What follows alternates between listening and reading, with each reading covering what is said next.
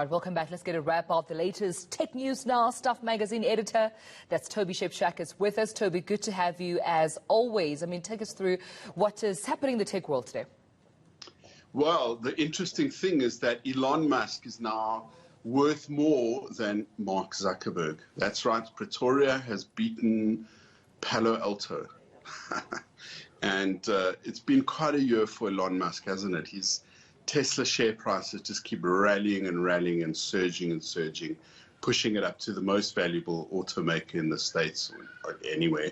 And last week, he launched 4 people into space with his SpaceX rocket. The Dragon capsule took them up to the space station and will bring them back. This is the second time that SpaceX has ferried customers or astronauts up to the space station for NASA.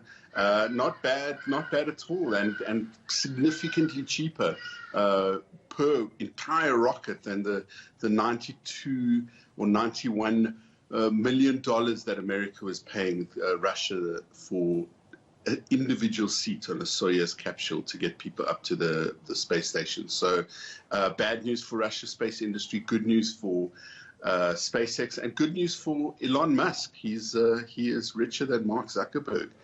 The other really interesting news this week is that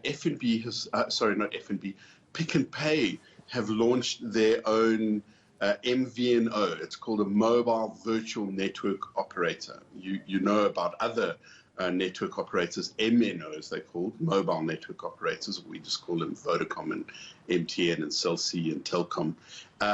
But interestingly, Pick n Pay has a very good, very large loyalty program called Smart Shopper, and they have realized that they can add enormous value to their customers by selling them airtime, or giving them airtime. So for every 10 Rand you spend, you get airtime on Pick n Pay's new PNP mobile. So very clever integration of a loyalty system with airtime and data, which is what people really want. It's like a currency in its own right, isn't it? Yeah, absolutely. And just speaking of that, I mean, I could hear your cat in the background there agreeing. I'm not sure if he was more excited about Elon Musk being, the richest now over Mark Zuckerberg, but I definitely heard the meows in agreement there, Toby. But let's move on to Apple. I mean, they've just announced it was using its own processors in its MacBooks. Microsoft has revealed its own chip as well there. Microsoft Pluton is specifically focused, I understand, on security. Yeah, very interesting play by Microsoft. Very, very interesting, because, of course, security is one of the great underpinnings of our digital economy.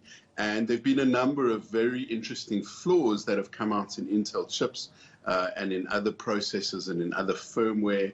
So Microsoft, which, of course, has much bigger clients than everyday consumers, governments, big business, it has a really huge enterprise business. Security is very important, and this chip, they think, will enable them to bring greater security Windows computers. Fantastic idea, because you simply cannot have enough security. And for the average user, the trick is not just to have a good password. You have to have what's called two-factor authentication. When you log on to Facebook or WhatsApp or anything else, have another code that you have to put in. WhatsApp asks you for a code. Facebook, Twitter, Gmail, all of these services will send you an SMS that you have to use to log on as well. If you haven't turned that on now. That'll help you with your security. All right, then, that's where we leave it. Thank you so much, Toby, for always keeping us up to tech date, and we appreciate that. We'll text to you, of course, soon.